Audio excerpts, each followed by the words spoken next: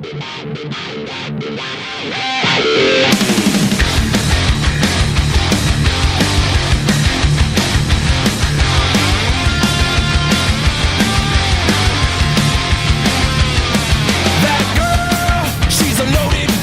guys, welcome back to the GSL up and down matches. I am Wolf, with me is Torch today, my fire-headed co-caster.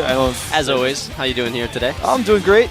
Up and down matches are going to be pretty awesome today. There's a lot more Protoss today than there was yesterday. There wasn't any Protoss yesterday at all. Yesterday was a lot of Terran, but some really exciting matches at the same time. Yeah, so there are going to be some great ones. We got a lot of really exciting players here today. We've got a bunch of ex-FOU now, FXO players going to be playing out and showing how they've changed a little bit in the past few weeks. We've also got a few other players. Tassadar being the finalist in the Code A is going to be here and seeing if he can actually get a Code S seed. In the previous seasons of the up and down matches, the top two Code A players have actually made Code S relatively easily. So we'll see if Tassadar can continue that trend with a slight change of the up and down matches. So yesterday's results are right here.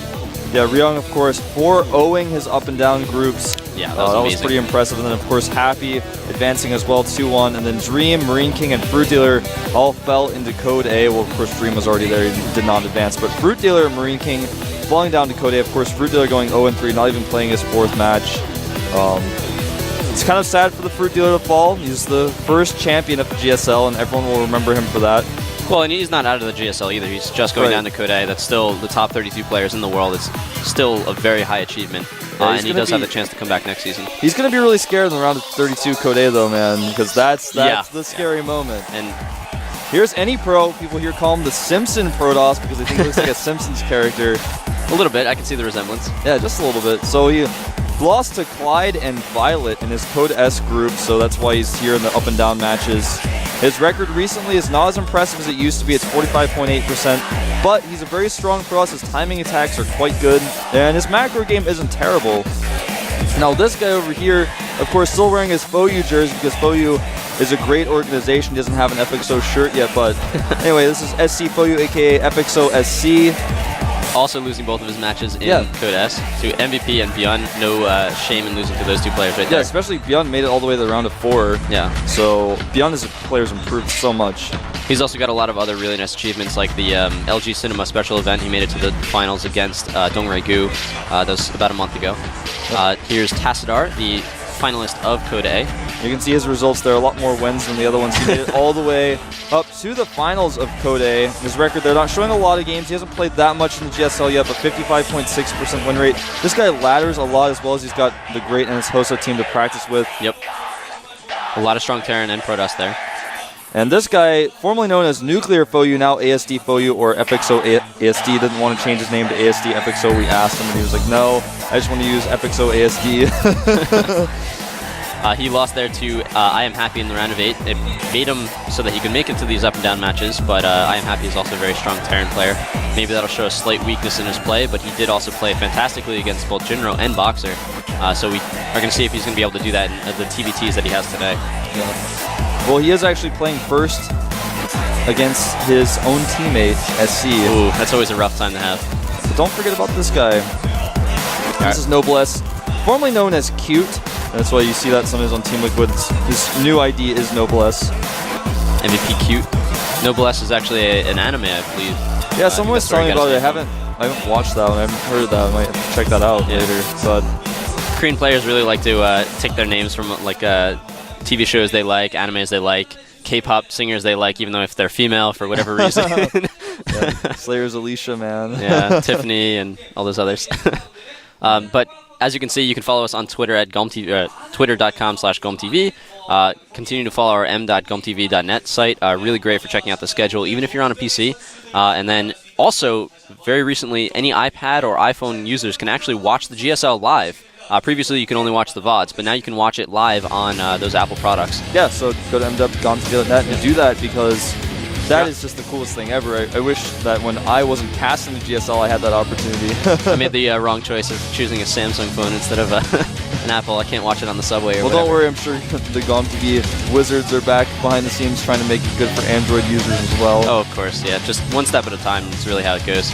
So here is our first matchup. It is going to be SC versus Nuclear, ASD, whatever he wants to go by. The map will be Terminus.Reef. Interesting first map to start off with TBT. Yeah. The thing to note that I've actually been getting really into this, the Koreans bet on these matches on the GOMTV.com website, and SC... Just for fun, yeah, not money. It's not a money thing, but SC has a 61% win or vote rate versus the 39 of ASD, so Koreans think that SC is going to just barely edge this one out. It seems to be the opinion. I personally think I would put it at 50-50 myself, personally. I've seen these guys practice together a lot. Hang out with them. They're in, they come to the team house sometimes, and I think they're about the same skill level. SC is definitely the more accomplished player, but ASD has definitely shown a lot of potential in his earlier games in Code A and some of the team games that he played in the earlier versions of the GSTL. So really coming into this match, it's going to be interesting. Also, them being on the same team changes a lot of it as well. Who do you practice with? How does that work out? There's a lot of issues with that with Jinro versus MC in one of the early GSLs. They had to split which practice partners they were getting within the TLOGS house. And that's maybe something that they have had to worry about in this match as well.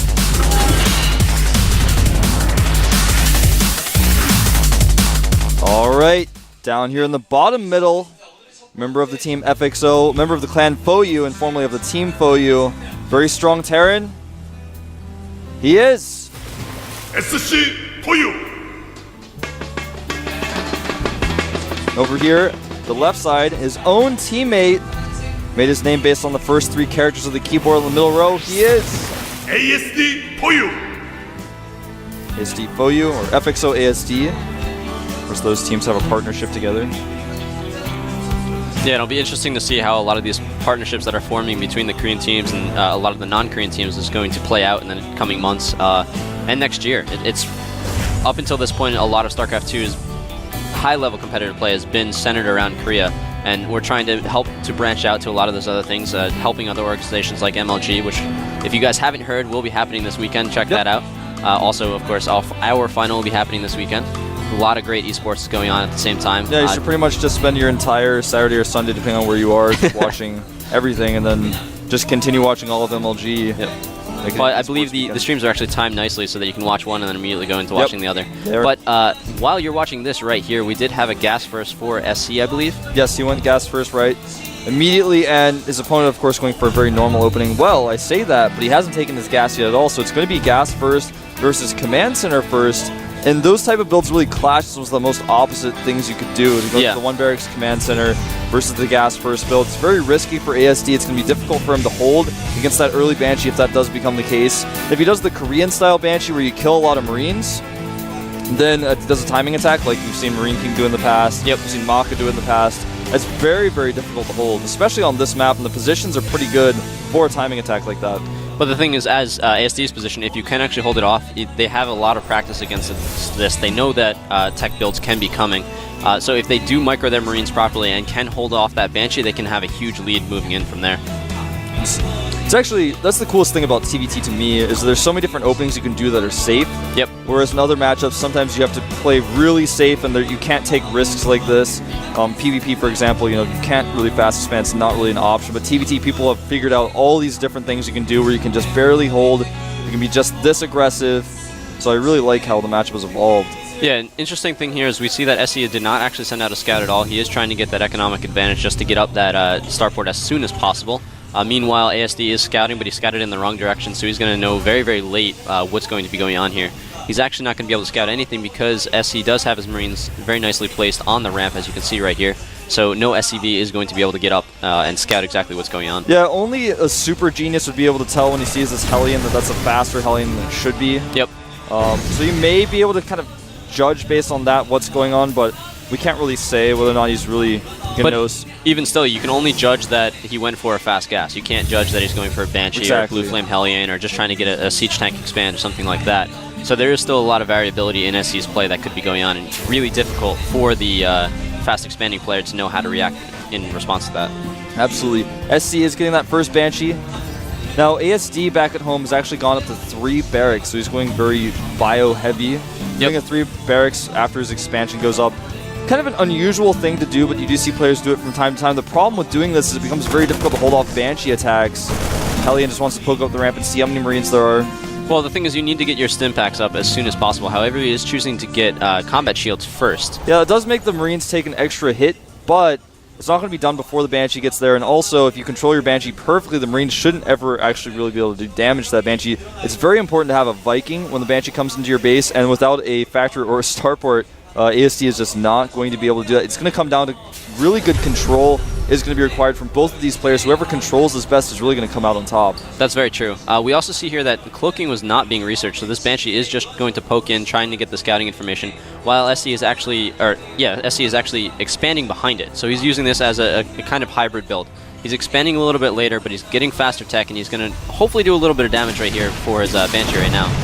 So he's going for the econ rather than killing the Marines. So he is making his own command center back at home. Yeah, but SD having a good contingent of Marines in the mineral line, so he is able to force this Banshee away without taking too many losses. Only took about 3 SCV kills, I believe, and a Marine. Yep. The Banshee is going to try to go in for some more kills, but does get pushed away. It is going to get killed right there. Oh, that's very good for ASD. That's going to give him a really strong footing going into the trying to expand right now. On this map, it's very difficult to hide the Banshee behind that area where the Banshee was trying to go. The Marines can just hit it. On certain other maps, you can go far behind the minerals and the Marines just can't hit the Banshee, can't see it. But on this map, you can't really do that, so the Banshee did get a little trapped there.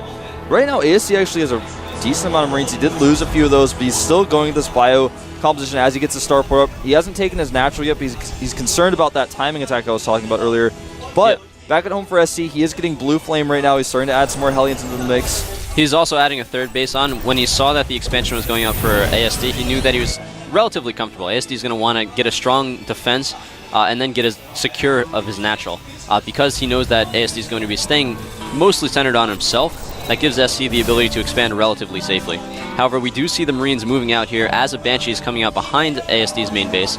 So it's going to be a battle of time right here. This Banshee is going to be able to do a lot of damage because there's nothing in the area to be able to defend against it. Yeah, this is going to be really devastating. He doesn't have a turret. There are no Marines at home. 3 Marines coming back, but the Banshee's going to be able to kill his Marines no problem. He is going to try to move in with the rest of the Marines. It is going to be a somewhat all-in-ish. He does need to do a lot of damage with this other attack because he is taking a lot of damage at home. However, there's Blue Flame about to finish. It just finished, and he's got a bunker. There's almost no way this Marine attack is going to do any damage. And ASD knows that, and he is going to back off with those Marines. Very unfortunate for him. He is going to be slightly behind in this situation. However, he is also going to be able to fend this Banshee off slightly. The Banshee killing a lot of Marines here. It's not really killing many SCVs, but even killing those Marines is pretty important. Now there's no defense for these SCVs. They're not mining from the main base. The Viking is finally out, and that is going to shut this down. That Banshee got 13 kills, maybe 14. Oh, just barely 14 there. So it definitely paid for itself. It also distracted ASD quite a bit, allowed SC to get up that expansion while feeling quite comfortable. All those Marines from ASD were actually forced to go home. Now, the interesting thing here is that SC has added 2 more factories. He's gone up to 3 factories. He's actually made these cute little add-ons for the factories before they were even done. He's flying the factories over to those add-ons. And he's actually sending his barracks out to scout after that because he doesn't need it once he gets the add-ons on. He's going to stay 100% mech. Yeah, full-on mech, exactly. 100% mech. Got those Blue Flame Hellions out. He's keeping map control, though. He's going to check the watchtowers. And in fact, there's a bunker full of Marines at ASD's base, but if he decides to run by, he can do a lot of damage to this command center actually at the bottom of the ramp. You guys get a shot of it in a second. So ASD's taking his third base quite late in comparison to SC. Those Hellions are going to maybe do a little bit of damage. He is taking his third base quite late, but he did get the second up earlier, so he is only behind on 3 SCVs at the moment. The issue is he's behind on mules and gas intake at the same time, which in TVT, gas is your main resource that you really need to worry about. The minerals you just kind of invest into Hellions or Marines just to do something with it, but it's really the gas that's what matters. Are going to see this dropship. Well, they're actually deciding to walk away for some reason, and it forces a stim here. He picks up and leaves. It's almost as if the drop itself did a little bit of AoE damage to those Marines. So no actual damage was taken. He was forced to stim, but these other Hellions are going to try to sneak in. They don't actually do any damage there either. So ASD's defense is actually perfect at this stage in the game. The medevac for SC is going to be forced to go home, maybe try to find another chink in the armor of ASD later on. ASD only has that 1 factory, so he's going to be really down on the siege tank count. He needs to be aggressive now as he is moving out on the map. Because if the siege tank count for SC gets to be too large, that bio army is just not going to be able to engage. He's going to have to do all sorts of fancy tricks with his army. And this tends to be ASD style. He likes to make a lot of mirage, go around the map, be aggressive, attack bases where he can find them. But I don't know, this attack he's going to try to use isn't going to be very effective. SC already has 5 tanks back at home with siege mode. They're not in position though, surprisingly. Yeah, having these tanks not in position is going to really, really hurt him. If these rocks go down before any sort of defense can be put in position, the third for SC will be completely vulnerable, and ASD will be able to run in there and do a lot of damage. There is a supply depot going up, so it is going to be scouted, but it's going to be a tough time for SC to be able to react to this in time. Oh man, he stimped all of those units. That was a huge mistake. Stimped all of them and ran away. There's only one medevac there. Oh, and the medevac's going to run right into this Viking that's on patrol. The Viking's going to be able to take down this medevac with all 3 Hellions. Very unfortunate for SC to have that caught like that. But he is going to move out with his main army. This is the scary part. All these Blue Flame Hellions going for a mostly Marine army. Nice splitting by ASD. He's not even going to siege up his tanks. He knows he has a way larger army. He's actually 20 supply up right now, despite losing those Hellions on the dropship. Yeah, splitting that bio is really crucial for ASD because the Blue Flame Hellions do a lot of damage in a line, but just point damage is not a whole lot. So the Marines are actually more efficient when you're just fighting one-on-one. This is true. ASD is in a tough spot now. He knows his opponent has the better army, and he's got this aggressive force coming towards his base. He's going to try to circumvent it, running around the side here, try to force SC to turn around, but SC does get a scan on it. He does know what's going on. He is going to be able to rally his reinforcements to be able to defend against that. ASD is in a position to be able to flank the army that's here or attack, depending on what he sees from the defenses of SC. And ASD looks like he's going to decide to go home, try to do that flank you were talking about, but the units are going to be in a pretty tough position to attack. Yeah, it's actually a really nice move by ASD. He does scare the units away, but the issue is if he flanks at the wrong time, half of his army will go taken out while the other half is just not in the fight quite yet, and that's really going to hinder him. It's like SC's got such the better unit composition that he's got his army in 2 groups, and no matter what ASD does, he's not going to be able to attack properly. He's starting to get his own siege tanks out, but the fact of the matter is it's 12 siege tanks for SC to just 4 of ASD. And that's so important. Once you get past about 8 siege tanks, the bio army just really doesn't matter that much if your opponent is sieged up. Yeah, and it's not just the siege tanks. We also have a lot more Vikings out here for SC. With that air control, your siege tanks are a lot more effective because you can zone out your opponent a lot easier. And the army of SC is actually going to be able to escape without taking any serious damage. And then there's a Hellion drop going on right here. All the SCVs are going to get out in time, but he's going to be able to scout and see what's going on. No serious damage to ASD, but it was a relatively nice drop by SC. Something interesting that SC is doing right now is he keeps running by ASD's center tower but not actually doing anything. I think he's just trying to scare him. He's moving his entire army next to it. We're going to have an engagement here, and ASD's going to avoid the army. He's actually running all the way past. He's going to catch a lot of SC's army unsieged.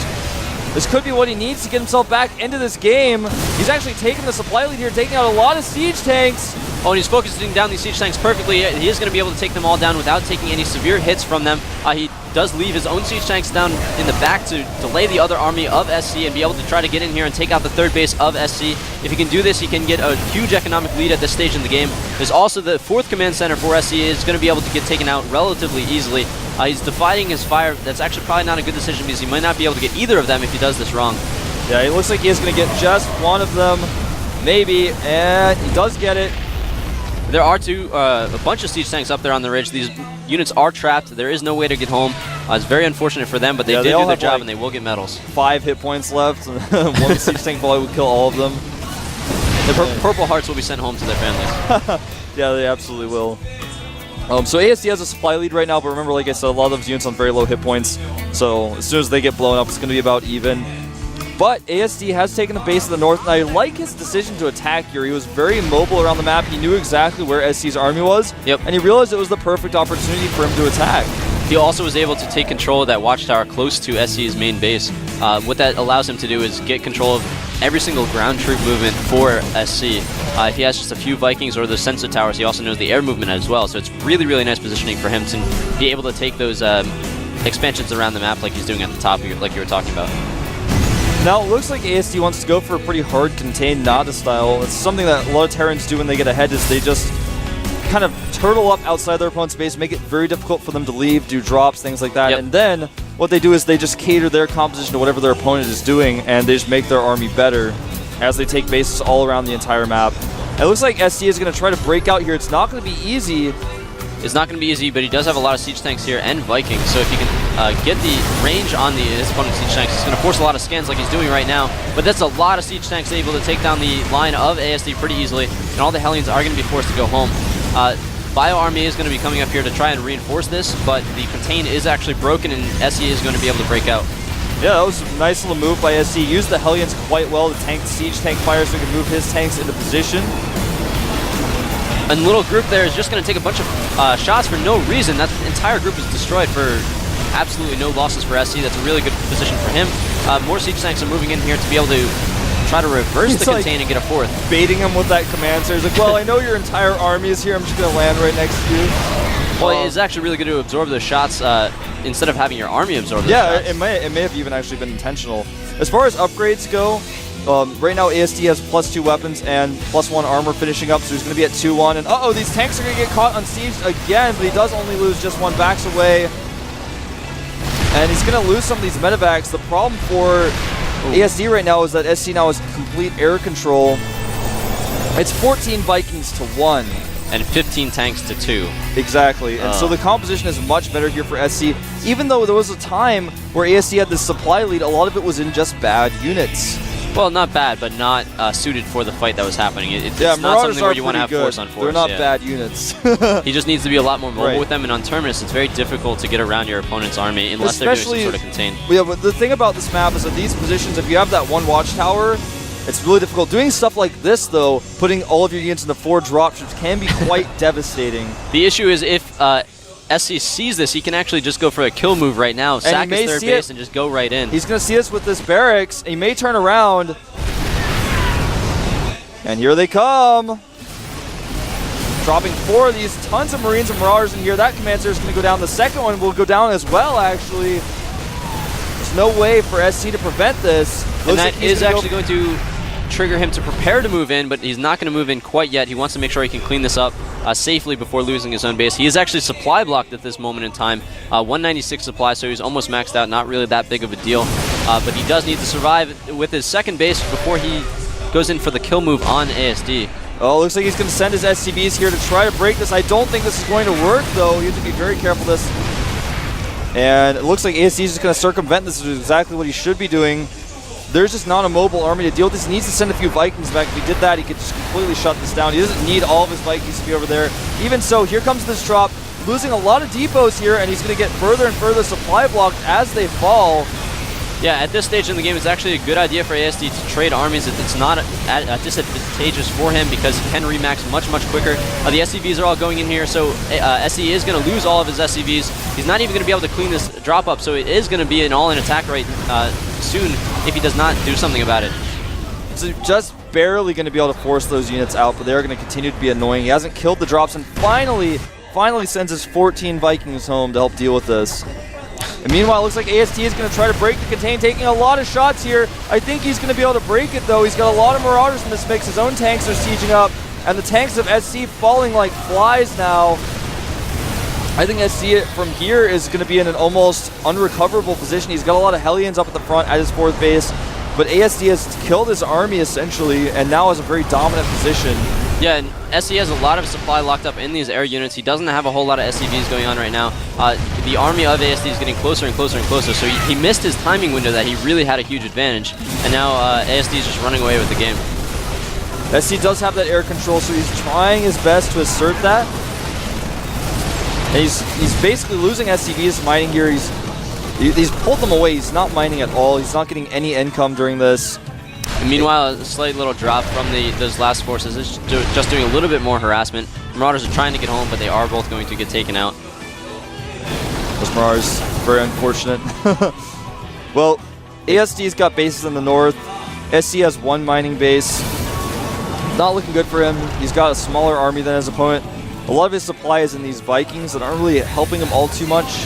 And we almost have +3 attacks out here for ASD's bio units. That's going to really change a lot of the battle as soon as that happens. These Hellions for SC are going to run around trying to take out the expansion, but the SCVs alone of ASD are able to take it out. Yeah, that's not a normal sight. So ASD's got this tank line. It's going to be very difficult for SC to break, even though he has Viking control. There's all these Marines running around, and these Marines are actually going to get caught in an awkward situation where like, well, I hope I can beat these Hellions even though they're pretty good against me. Well, they're just trying to delay and put a little damage on there. If you can take out enough so that there's only 1 or 2 left, then they can't kill too many SCVs. However, there are still 3. It doesn't matter how damaged they are. Their fire still does the same amount of hurt to those SCVs. He's going to take down a lot of the SCVs, but the mules are what really need to die. And it's going to get cleaned up without taking too much damage. Yeah, the thing is, even if he lost a ton of SCVs, ASD has just so many more just around the map. He's got 43 SCVs to SC's 34, and plus he's got more mining bases. SC is in a really awkward position here. He's trying to assert that air dominance again.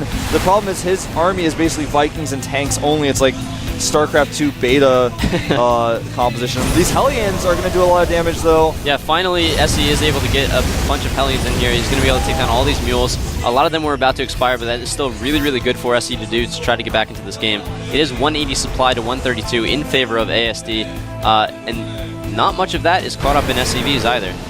Yeah, this is... He's using that air dominance to pick off tanks here and there, which I really like. Forcing scans.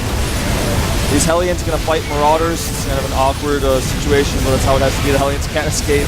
Yeah. He's down about 70 supply.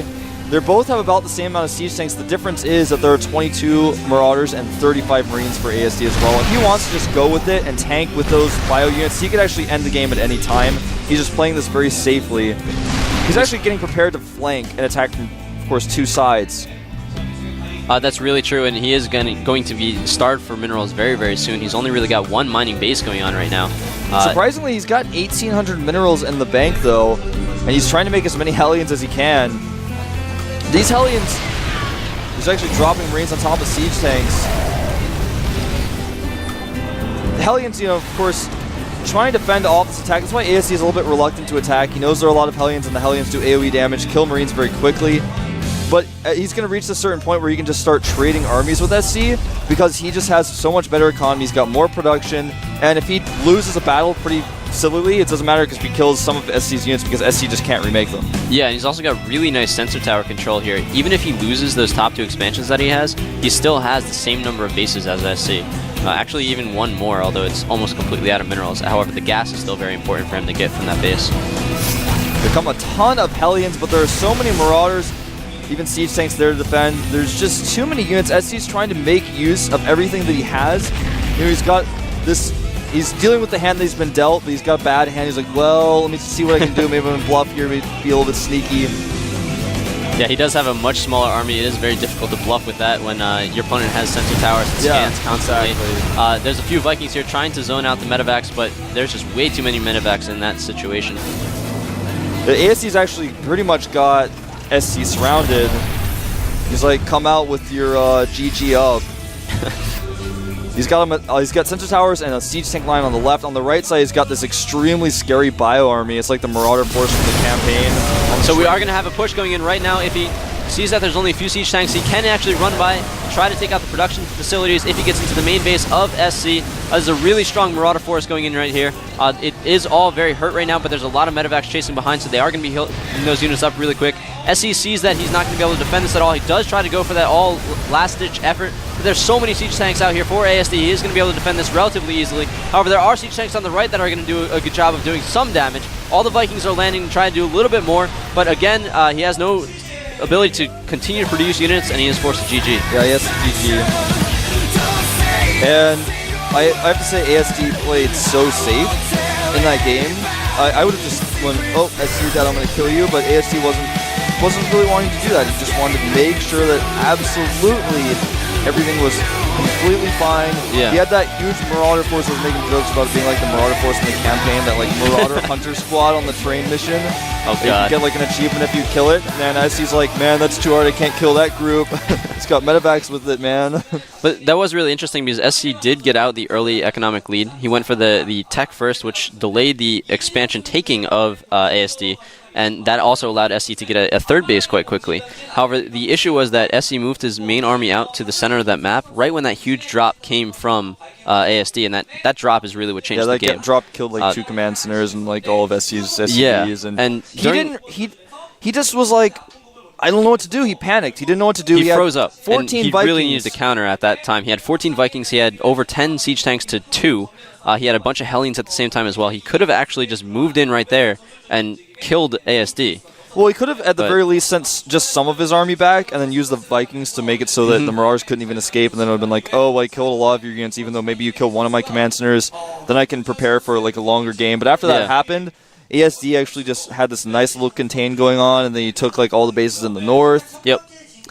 That was really the turning point in the game where SE did have a slight lead. He had a supply lead, he had a tech lead, he had a base lead, and he just kind of threw it all away to one drop that he didn't react properly to. Yeah, he definitely got a little bit nervous. It was weird, too. Another drop that happened in his base, he had a bunch of units in his main, and he just didn't click on them, and I was watching, and I was like, does he not notice? Because he has a lot of units he could defend this, and it's like killing all of his SCVs. So I think maybe he's just not playing his best today. Maybe a little bit nervous playing against his teammate. Really, they rock, paper, scissors out back before the game started. Yeah, he's like, when I drop you, pretend like you don't know. They don't actually do that. They get in trouble for doing that. It would get banned from GSL. Or the latter. So here is our next matchup. It is actually going to be SC playing again. It's actually going to be a little bad for his mentality coming off a loss right there and actually needing to play against any pro right now, a really strong Protoss player. It is going to be on Metalopolis. A couple different strategies that can go in here, but it can also yield a long game if they set up those siege tank lines and just take a lot of the bases for each player. Well, any pros are Protoss. Yes. The map is Metalopolis. I'm thinking that we're going to see a timing attack from any pro. It's Metalopolis. It's a map that you see that on a lot. Sometimes you see Void Ray all-ins, and I'm just going to call it. It's going to be a Void Ray all-in torch. I'm calling it. Really? I think that's what we're going to see. Any pro is a player who can play a macro game, but oftentimes chooses not to. He's playing against SC, one of the best Terrans in the world. He's got a great late game. His endurance is awesome, and let's find out who's going to take it here.